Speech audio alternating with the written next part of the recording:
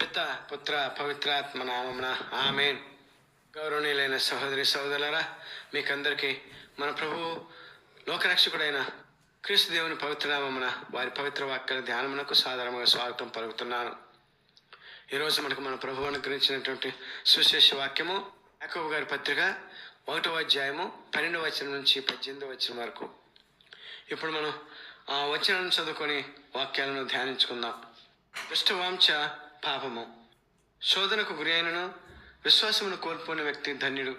ఏలైనా పరీక్ష యందు అతడు ఉత్తీర్ణులవుటతో అతనికి జీవ కిరీటము ప్రసాదింపబడును. అది తనను ప్రేమించే వారికి దేవుడు వాగ్దానమును వచ్చిన బహుమానము. ఏ వ్యక్తి అయినను అట్టి పరీక్షచే శోధింపబడినచో నేను దేవునిచే శోధింపబడుచున్నాను అని అతడు పలుకురాదు.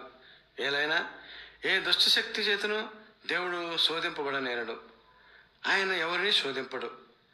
తన దుష్టవంశలసే తానే ఆకర్షింపబడి చిక్కుబడినప్పుడు మానవుడు శోధింపబడును. అప్పుడు ఆ దుష్టవంశం నుండి పాపము జనించును. పాపము పరిపక్వమై మృత్యుకు కారణమగును. నా ప్రియ సోదరులారా, మోసపోకుడు. అన్ని మంచి వరములను అన్ని సమగ్ర బహుమానములను పరలోకం నుండియే ప్రసాదింపబడును.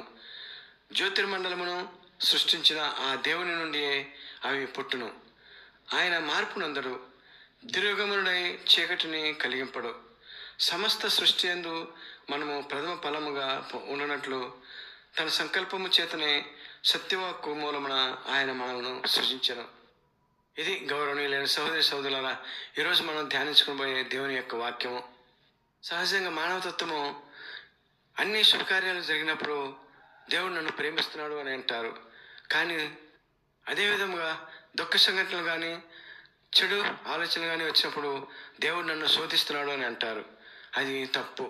దేవుడి నుండి ఇదిగో మనం ఈనాడు ఈ వాక్యములు చదువుకున్నట్లుగా దేవుని నుండి అన్ని శుభకార్యాలు వస్తాయి, కానీ శాపవాక్యాలు కానీ శోధనలు కానీ రావు అన్నది సుస్పష్టం. ఇప్పుడు దానికి సంబంధించినటువంటి చిన్న కథ తెలుసుకొని దాని ద్వారా దేవుని వాక్యాలను ధ్యానించుకోవడానికి ప్రయత్నం చేద్దాం. ఒక ఇంట్లో 2 పిల్లలు ఉన్నారు, అక్క తమ్ముడు. ఒకే ప్రభుత్వ పాఠశాలలో వారిద్దరూ చదువుతున్నారు. అక్క 9వ తరగతి, తమ్ముడు 8వ తరగతి. అక్క తమ్ముడు ఇద్దరు పాఠశాల నుండి రాగానే కొంచెం విరామం తీసుకుని చదువుకునేవారు. ఇద్దరిని వారి అమ్మగారు కొంచెం చదువుకోవటం వలన కూర్చొని పెట్టి హోంవర్క్ చేస్తూ ఉండేది.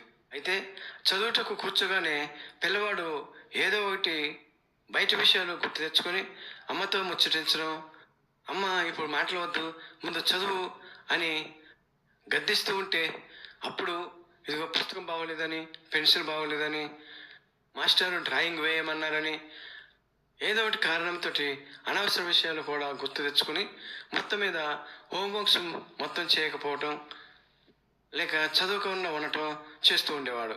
సమయాన్ని వృధా చేసేవాడు. ఒకవైపు తన అక్క అమ్మ చెప్పగానే శ్రద్ధగా పుస్తకాలు తీసుకుని ఎంతో శ్రద్ధతోటి బయట విషయాలు గుర్తుకు వచ్చినా వాటిని గురించి ఆలోచించకుండా ఏకాగ్రతతో తన హోంవర్క్స్ అయ్యిందాకా పుస్తకాల వద్ద నుండి లేచేది కాదు. అలా చదివి అక్క అచ్చలంచెలుగా పై క్లాసులు చదివి ఉన్నత స్థానానికి మంచి మార్కులతోటి, తరగతులన్నీ మంచి మార్కులతోటి పాస్ అయ్యి ఒక మంచి రైల్వే ఉద్యోగం సంపాదించింది. తమ్ముడు తక్కువ మార్కులతో పాస్ అవుతూ బ్యాంకులో అంటే అటెండర్ ఉద్యోగం సంపాదించుకున్నాడు. ఇది గౌరవ సహోదరి సహోదరులారా. ఇప్పుడు చెప్పండి సహోదరి సహోదరులారా, ఈ అక్క తమ్ములలో తమ్ముడు అక్కలాగా ఉన్నత ఉద్యోగం సంపాదించకపోవటానికి కారణం సాతాను శోధనలా, తన స్వయం అపరాధమా? చిన్న వయసు నుండి వచ్చిన శోధనను ఒకవైపు తన అక్క ఎంతో నిబద్ధతోటి పట్టుదలతో చదువుతుంటే, తన అక్కను ఒకవైపు చూస్తూనే అక్క మంచి మార్కులు సంపాదించుకుంటూ ఉండగా తమ్ముడు చదువుపై శ్రద్ధ చూపకపోవటం వలన దేవుడు అతన్ని శోధించారా, లేక దేవుడు అతన్ని దీవించలేదంటారా? అది ఎవరు తప్పు మీరే చెప్పండి. పునీత జేమ్స్ గారు 1వ అధ్యాయం 14వ వచనంలో చెప్పారు కదా, దుష్టవంశులకు శోధించబడినాడంటారా, తన అక్క శోధించబడలేదా? ఇద్దరూ శోధించబడ్డారు. అక్క శోధింపబడిన ఆ దుష్టవాంఛలకు చిక్కుకోలేదు. తమ్ముడు చిక్కుబడినాడు. 15వ వచనంలో అన్నట్లుగా దుష్టవాంఛల నుండి పాపం జనించును అన్నట్లుగా ఆ తమ్ముడు తన దృష్టిని పరిపరి విధముల శోధనకు ప్రాధాన్యత ఇచ్చినందువలన, చదువులో తక్కువ మార్కులు రావటం వలన ఉన్నత స్థానానికి తన అక్కలా చేరలేకపోయాడు. ఆఫీసర్ స్థానానికి అర్హత కోల్పోయాడు. అటెండర్ స్థానానికి పరిమితమయ్యాడు. కావున సహోదర సహోదరి, దేవుడు యాకోబు గారి ద్వారా 12వ వచనంలో ఇలా అంటున్నారు, శోధనకు గురైనను విశ్వాసమును కోల్పోని వ్యక్తి ధన్యుడు అని.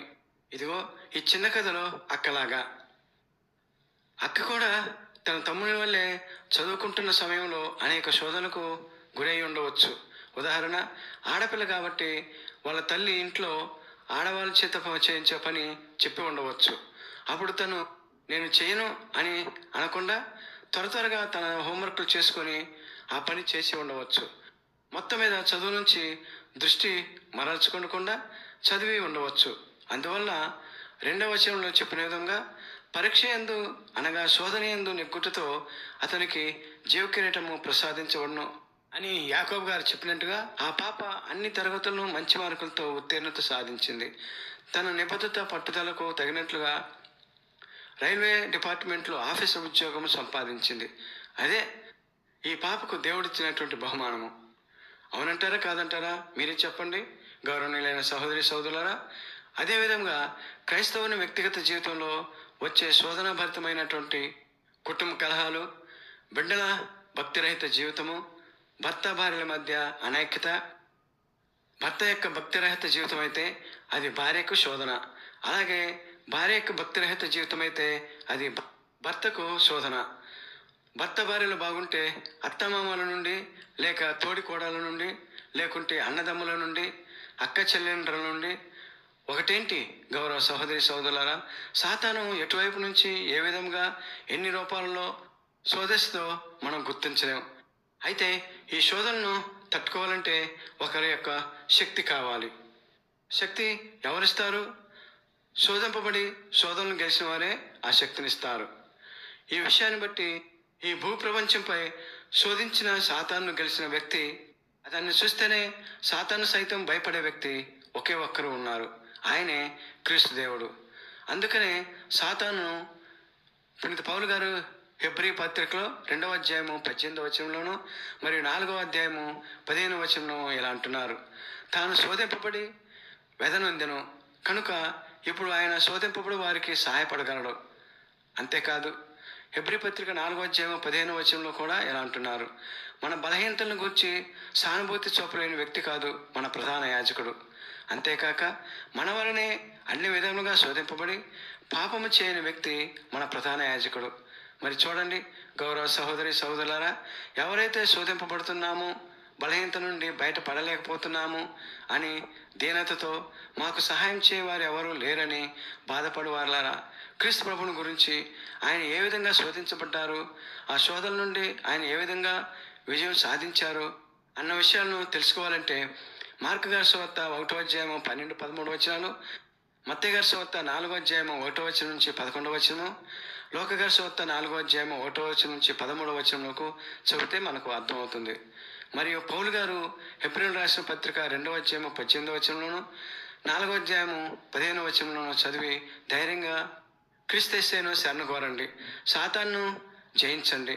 యాకోబు గారు చెబుతున్నట్లుగా శోధన సమయంలో విశ్వాసము కోల్పోక శోధన అను పరీక్షలు నెగ్గి జీవ కిరీటమును సాధించు గౌరవ సహోదర సహోదరి.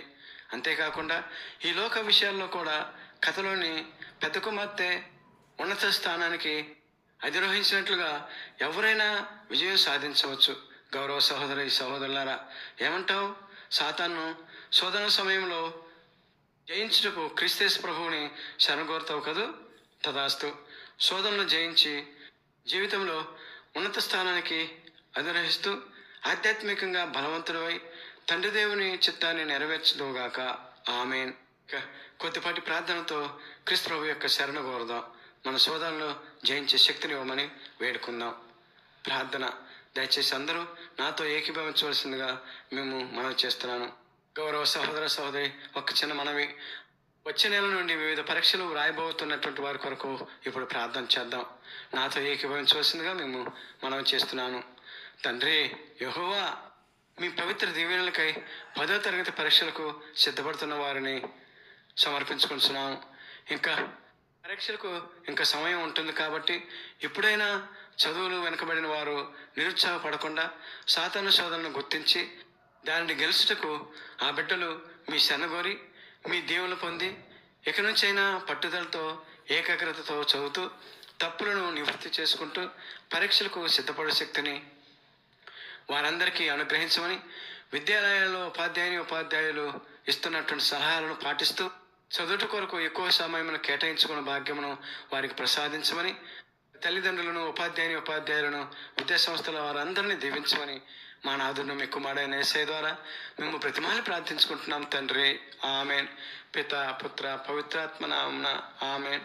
త్రియేక దేవుడు ఇప్పుడు ఎప్పుడు ఎల్లప్పుడు స్తుతించబడదుగాక, కీర్తించబడదుగాక, మహిమపరచబడదుగాక, ఆరాధించబడదుగాక. Amen, amen, amen.